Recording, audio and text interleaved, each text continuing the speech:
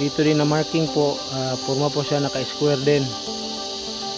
So ang ibig sabihin po, kung babasihan natin yung mapa,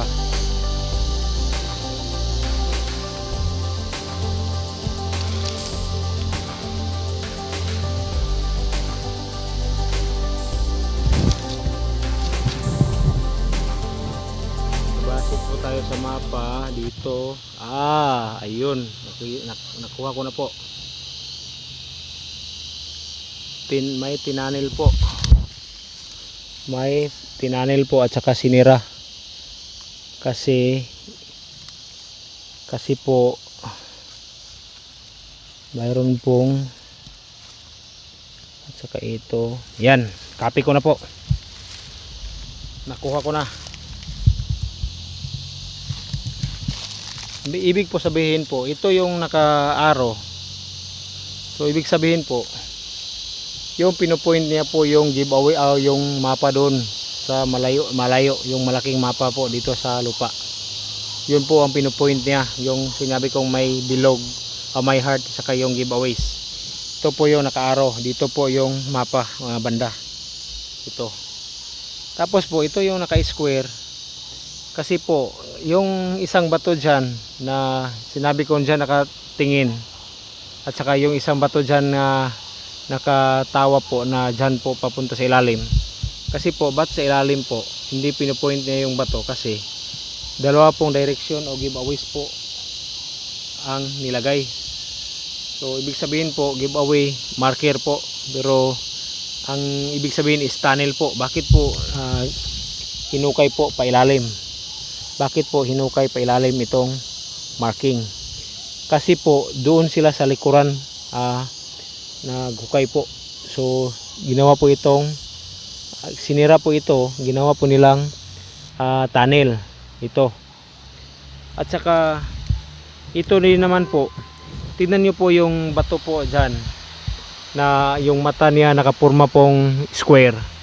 Ito po at saka ito po yung angle, pareha po diya dyan. At saka yan pong bato na may square at saka ayun. So pareha po ang angle. So kung dito po tayo tingin, ayan nga nakatunnel at saka ayun. So naka-angle po, pareha po ang angle niya at saka diyan. Yan po ang angle. Tapos po, ba't po mayroon pong hukay dito na parang rectangle? So ibig sabihin po, parang rectangle. Diyan natin makikita yan kung mayroon ba diyang bato yan na parang rectangle.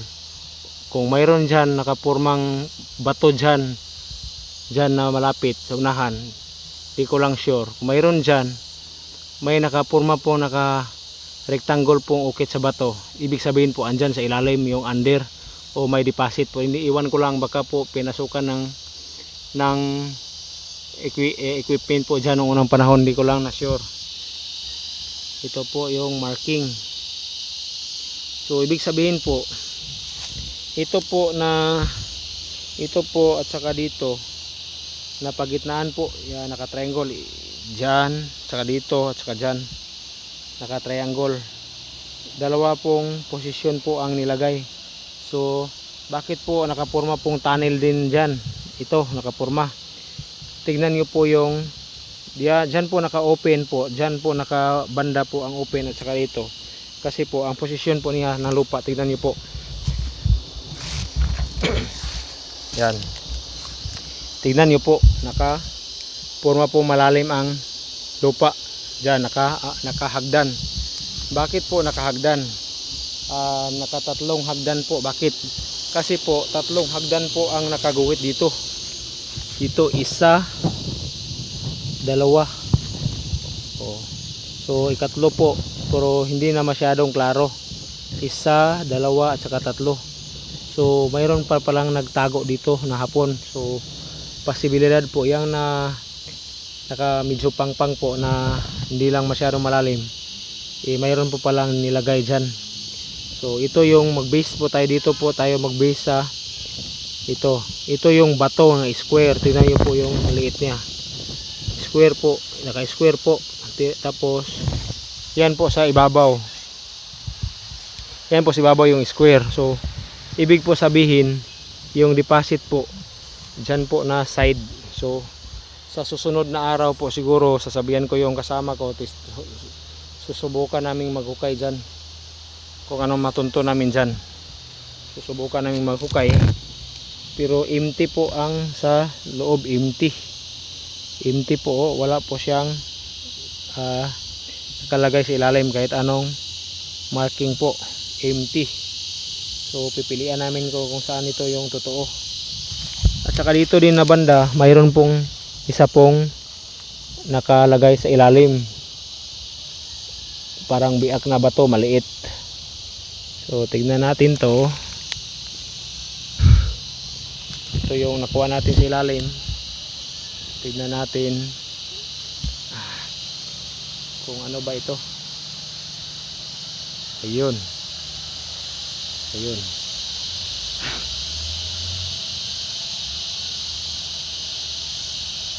Sinilsil po. Talagang ginawa po nilang marking din.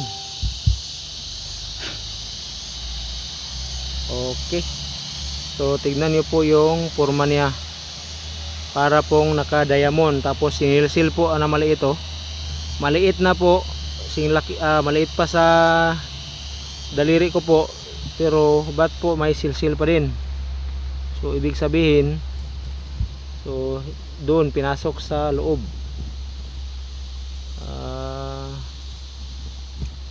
Pinasok sa loob.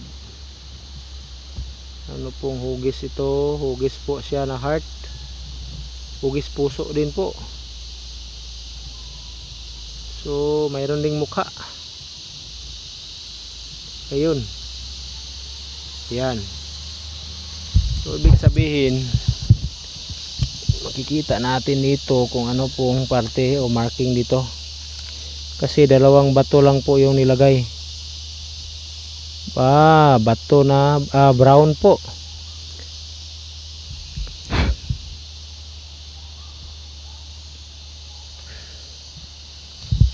Ano po itong klase?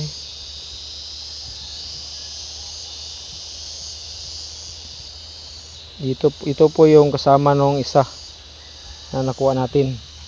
Ito. Diyan, lagay na balik natin diyan. Para hindi mawala. So dito na marking. Ito po pala napagitnaan. So ibig sabihin may bato dito sa gitna. Ito po, tagiliran na po ito.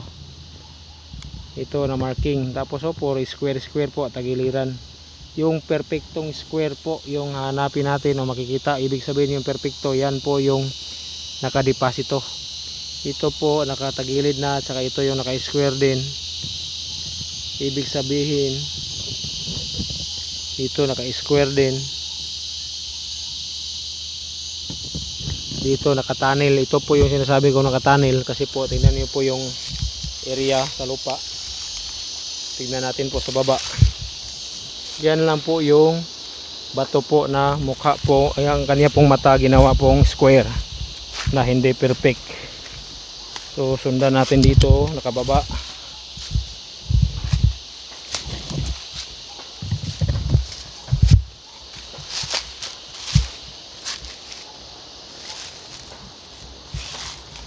Oh, ayun. Dito na banda. So subukan natin itong lapitan kung totoo ba. Ayun po yung marking niya.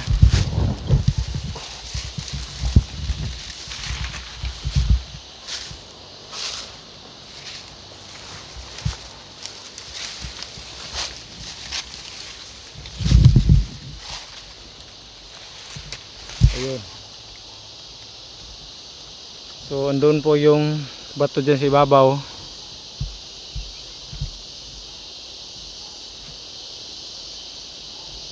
Subukan natin to kung palatandaan ba ito. Okay. Totoo nga. Ayun. So sinira po ng mga bato at saka lupa. Dito po yung gilid niya. Dito po yung direksyon. Dito po siya naka-straight. Pa-open cut po. Diyan din. At saka yung forma sa bato.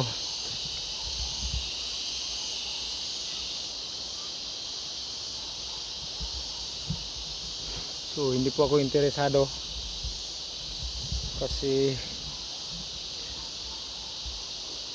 pag bato yung sabihan po, ito yung mga bato na marami po, oh.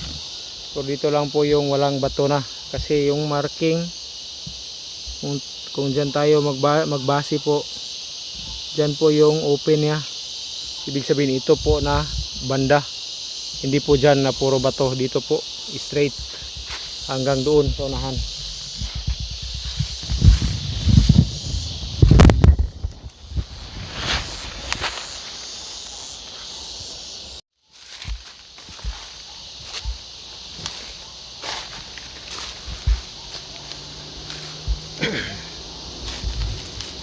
Yung nakuha po natin na forma pong heart at saka forma pong mukha ng tao na maliit, so ibig sabihin po yon, hindi po square yung nakuha natin sa ilalim, ibig sabihin po mapa lang din po yon. Kung tatrabahoin natin yan dyan, mapa lang.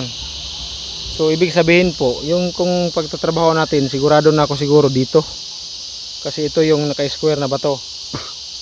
Yung under na lang yung kulang. So tignan nyo po yung marking, naka straight yan. Kung ano po sa guhit po na dot sa bato po, kung ano po yung nakaguhit niya, kung ano po ang nakaguhit, yan din po dito sa iba, pareha lang din, halos naka square. At tapos ito lang po yung nag-iba yan. Ibig sabihin po, kung titignan mo yan sa angle din, dito po siya na part nakatingin po dito sa sinasabi ko dyan. Yan. Kung pagbabasihan po din natin ito, iba na din po itong isa dyan po. Saka ito yung bibig, naka-angulo po din, nakapareha pong layo.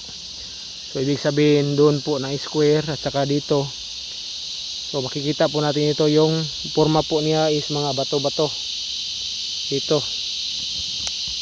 So ibig sabihin po, once nga bato-bato po, yung lubak-lubak po yung dot niya, so mabato, yun na po yung sinasabi kong mabato. So ito po yung sa gitna na marking, nakapagitnaan po siya, ayun. So itong bato-bato po, ayun na po yun, yung sinasabi ko kanina na bato-bato doon, diyan sa likuran ng may mapa dyan.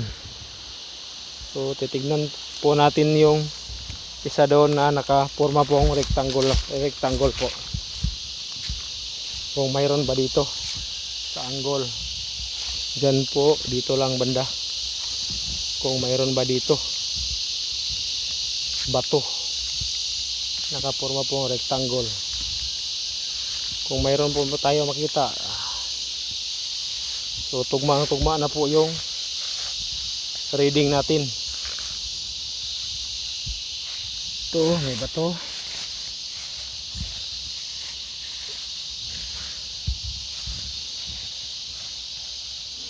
dito na banda yung sinabi ko, para may ukit ba na bato na rectangle. So pag mayroon po dito, so sigurado na tugma na po yung reading natin.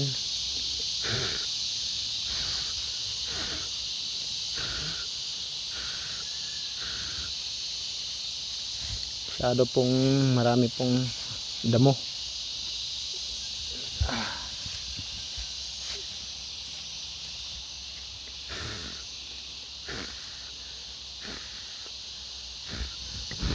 Ayun, ito po, sana po may makita nyo po kasi mainit. Ito po yung naka-rectangle, ayun dito. So ibig po sabihin chest case or back of boxes po ang nilagay. Ayan po, sinabi ko yung porma naka-rectangle na hindi perfecto. So So ayun po yung sinasabi ko sa inyo na triangle doon, at saka sinasabi kong rectangle andito po. Dito po yung rectangle. Yun, tignan nyo. Pero ginawa po siyang para pong buhaya yung hugis. Maganda po ano. O ano pa ito, toko o ano ba ito, parang lizard po. Ito yung mukha, ulo, bibig po niya. Ito yung kanya pong liig. Dito yung mata. So saan po nakatingin? Doon po nakatingin. Pero ang kaso po, dito tayo magbase po sa sinasabi kong rectangle. Ito po yung naka-rectangle na sinasabi ko. Tingnan nyo po, hindi po perfect po, hindi po sineryoso pong paggawa ng rectangle. Ibig po sabihin, wala po dito is missing. Yung naka-rectangle na sinasabi ko, ibig po sabihin, ang kanya pong point po andyan sa likuran. Dyan po yung pinopoint niya. Tignan nyo po yung angle niya. Ayan. Tignan nyo po yung angle na forma po siyang, ito yung bibig po, ito yung mata, liig niya. Tapos sinasabi kong naka-rectangle, liig diyan. Hindi, sinabi kong forma po, hindi perfect po. Sabi ko nakaguwit sa bato. Dito po. So ibig sabihin, yung point po niya, kasi kung dyan po tayo babase po sa kanilang pong sinilsil, balikan po natin to pagtago. So ibig sabihin po dyan